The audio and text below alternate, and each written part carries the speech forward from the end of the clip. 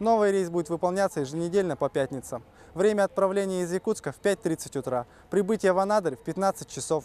Полеты выполняются на комфортабельных воздушных судах «Бомбардир Ку-400», рассчитанных на 72 посадочных места экономического класса. Время в пути в одном направлении занимает 5 часов 10 минут, с учетом промежуточной посадки в Магадане. Минимальный тариф в одну сторону составляет 7230 рублей. Узнали по интернету, покупали билеты, искали, не было долго билетов. Вот открылся новый рейс. Хорошо, что новый рейс открылся. Так в августе только собирались ехать. Пришлось отложить все дела и проехать сейчас. Хорошо, что открылся новый рейс. Удобнее намного для людей.